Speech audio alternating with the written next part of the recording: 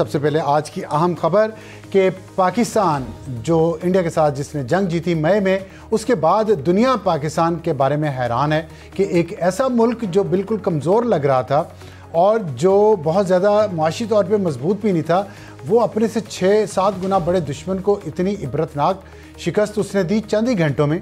और दुनिया इस बात पे हैरान हो रही है और पाकिस्तानी भी इस बात पे बाय द वे हैरान हो रहे हैं, क्योंकि हमें तो जो सारी ज़िंदगी देखा ये देखा कि हमारे लिए कोई अच्छी खबर नहीं आती थी, लेकिन फिर आई और 1971 के बाद पाकिस्तान के लिए वो मोमेंट था जब पाकिस्तान ने दोबारा इंडिया के साथ पैरिटी इस्टेब्लिश की साउथ एशिया में, और उसके बाद से पाकिस्तान की गुड्डी अल्लाह ने चढ़ा दी है। तो गुड्डी से याद है बसंत भी आने वाली है, आज बसंत पाला उड़ंत लाहौर में मनाई जाएगी। लेकिन पाकिस्तान के साथ जो दुनिया की मोहब्बत है और दुनिया जो हैरान है, इस पे इंडिया परेशान है।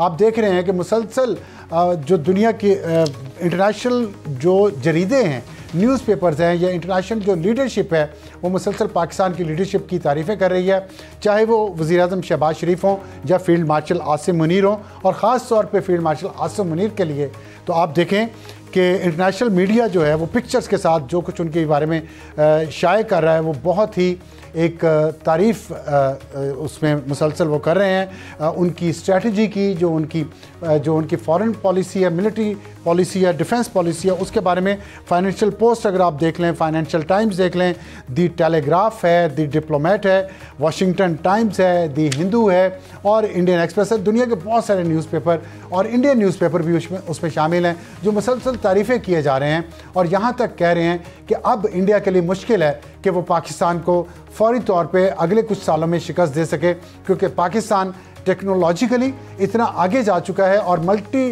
जोन वॉर में पाकिस्तान ने बहुत ज़्यादा अपने आप को बेहतर कर लिया है। और इसका सबूत हमने मई की जंग में भी देखा, जब 8 तैयारे इंडिया के गिराए गए और फिर उसके बाद पाकिस्तान ने जो मिसाइल के ज़रिए जवाब दिया, उसके बाद इंडिया ने फ़ौरन अमेरिका से रब्ता किया और अमेरिका ने जंग बंदी करवाई। और पाकिस्तान के लिए उसके बाद अच्छी खबरें आ रही हैं। देखना ये कि पाकिस्तान इन अच्छी खबरों को आगे लेके जाता है कि नहीं जाता। और मैं यहाँ पे कुछ इंडियन तजिया निगारों के बारे में बात करूँगा, वो इतना थ्रिल्ड हैं पाकिस्तान की कामयाबी से कि वो ये कह रहे हैं, और अगर वो कह रहे हैं तो सच ही कह रहे होंगे, क्योंकि दुश्मन मुल्क से ये आवाज़ आ रही है कि पाकिस्तान को कोई नहीं रोक सकता अब सिवाय पाकिस्तानियों के खुद के। और अगर पाकिस्तान अपनी गवर्नेंस ठीक कर ले, अपनी मईशत ठीक कर ले, तो पाकिस्तान इस रीजन का लीडर बन सकता है। और ये मैंने नहीं करना, मैं तो कोशिश ही कर सकता हूँ, ये करना है हमारे हुक्मरान तबके ने। और इस दौरान इंडिया पे क्या गुजर रही है, कांग्रेस कितनी तशवीश में है इस बात से कि फील्ड मार्शल आसिम मुनीर को दुनिया में जो पजीराई मिल रही है, और उसके अलावा बीजेपी जो वहाँ की इंतहा पसंद जमात है, उसके एक लीडर का ये एक कुछ अल्फाज सुन लें, आपको अंदाज़ा होगा वहाँ क्या चल रहा है। ऑपरेशन सिंदूर, दुनिया से पूछें जनाब शुवेंदु अधिकारी साहब, अधिकार लें आप दुनिया से, दुनिया का मीडिया क्या कह रहा है और दुनिया के लीडर क्या कह रहे हैं ऑपरेशन सिंदूर के बारे में। और गजा की जहाँ तक बात है, पाकिस्तान गजा नहीं है और इंडिया इसराइल नहीं है। पढ़ते अपने प्रोग्राम की तरफ, हमारी आज की टॉप स्टोरी होगी मौजूदा क़यादत से पीटीआई ख़तरे में। हमें ज्वाइन करिए शेर अफजल मरवत, रुकन कौमी असम्बली हैं, सीनियर सियासतदान हैं, और पीटीआई की जो मौजूदा क़यादत है उसके बारे में कहा जा रहा है कि ये महदूद होते जा रही है खैबर पख्तूनख्वा सूबे तक, और पीटीआई जो एक मुल्क गिर जमात थी उसको एक कॉर्नर किया जा रहा है, और आखिरकार ये भी दूसरी सियासी जमातों की तरह एक लसानी बुनियादों पर एक पख्तून जमात बनने की तरफ बहुत तेज़ी से गामजन है। हम शेर अफजल मरवत साहब से इस मौजू पर बात करेंगे, और जो कुछ लाहौर में हुआ और जो कुछ यूट्यूबर्स पीटीआई के कर रहे हैं, इमरान खान के लिए हालात मुश्किल से मुश्किल तर होते जा रहे हैं, इस पे बात करेंगे। और हमारा आज का हॉट इशू होगा सवाल करना जुर्म। लाहौर में सहाफ़ियों पर तशद्दुद हुआ, खैबर पख्तूनख्वा के वज़ीर आला सुहेल आफरीदी लाहौर के दौरे पर है, वहाँ पे एक सहाफ़ी ने सवाल किया जिसके जवाब में एक बहुत ही बेहुदा जवाब दिया गया मीना खान आफरीदी की तरफ से। इसके बावजूद कि पीटीआई ने ये कल्चर इंट्रोड्यूस करवाया पाकिस्तान में कि सवाल करो, सवाल करना तो हक है और सियासतदानों को जवाब देना चाहिए, लेकिन सियासतदान ने सवाल का जवाब नहीं दिया, चाहे वो सवाल जैसा भी था, लहजा जैसा भी था, सवाल जेन्युइन था। इल्ज़ामात हैं खैबर पख्तूनख्वा के वज़ीर आला पे और सूबाई असम्बली के अंदर से खैबर पख्तूनख्वा की ये इल्ज़ामात वज़ीर आला पे और दूसरे उनके वज़रा पे लग रहे हैं मंशियात की स्मगलिंग के। इसका उन्हें जवाब देना चाहिए था, उनके पास मौका था, लेकिन उन्होंने जवाब देने की बजाय बेहूदगी को तरजीह दी। और इसके बाद वहाँ पे सहाफ़ियों पे तशद्दुद भी हुआ, जिस पे लाहौर प्रेस क्लब ने मज़म्मत की है। तो हमारे साथ होंगे शफ़ी जान, मुआविन ख़ुसूसी हैं बराए इत्तलात खैबर पख्तूनख्वा और अरशद अंसारी सदर हैं लाहौर प्रेस क्लब के। और हमारा आज का एडिटोरियल साल 2025 का इख्तिताम और कुछ हकायक, कैसा रहा ये साल पाकिस्तान के लिए, और अच्छे काम क्या हुए और वो बुरे काम क्या हुए और बेहतर क्या होना चाहिए मज़ीद, इस पे हम आज के एडिटोरियल में। तो अभी चलते हैं हमारी टॉप स्टोरी। हमें ज्वाइन किया शेर अफजल मरवत साहब। मरवत साहब, बहुत शुक्रिया हमें ज्वाइन करने का। मैं ये जानना चाह रहा हूँ कि पाकिस्तान तहरीक इंसाफ, लगता है इसकी मौजूदा क़यादत को हुकूमत का कोई शौक़ नहीं है, या हुकूमत इनकी ज़िम्मेदारी नहीं है खैबर पख्तूनख्वा में जो कुछ भी हो रहा है। और ये अब 3-4 दिन लाहौर के दौरे पे रहे हैं और वहाँ भी मुख्तलिफ तनाज़ात रहे हैं। पीछे सूबा खैबर पख्तूनख्वा चला कौन रहा है? बहुत शुक्रिया अफसार साहब।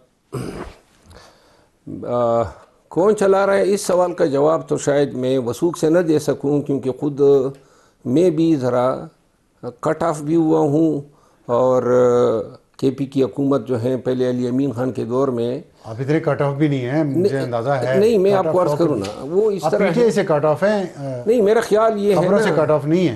नहीं, मैं ये अर्ज़ कर दूँ ना, तो जितने मिनिस्टर हैं, MPAs हैं कैबिनेट में, बहुत सारे दोस्त हैं, लेकिन मैं खुद जो है अब यानी ना KP की हुकूमत जो है मुझे अपने तई बड़े मसाइल का सामना है एडमिनिस्ट्रेटिवली अपने ज़िले में, और सूबे में भी मैं देख रहा हूँ। लेकिन आपके ज़िले में ही तो सबसे ज़्यादा दहशतगर्दी के ख़िलाफ़ जंग भी बेहतर हो रही है, वहाँ के लोकल लोग भी। आज से नहीं हो रही है, तकरीबन 1.5 साल से हम बिल्कुल। और अभी भी जो वहाँ पे हाई वैल्यू टारगेट भी मारे गए हैं, तो आपके यहाँ तो फिर भी इसके बावजूद इंतज़ामी मसाइल है। तो क्या पेशावर क्या कर रहा है फिर?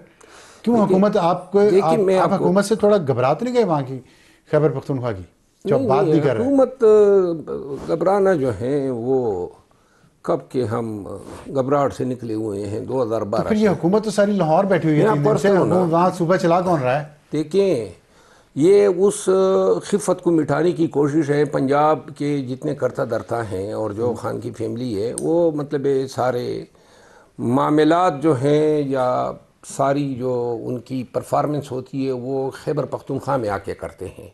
पंजाब पे तो कोई तवज्जो है ही नहीं, पंजाब में कोई तंजीम तो है ही नहीं, पंजाब का वर्कर जो है PTI के साथ निकला तो नहीं है। तो अब जो है मैं ज़ाती तौर पे तो ये समझता हूँ कि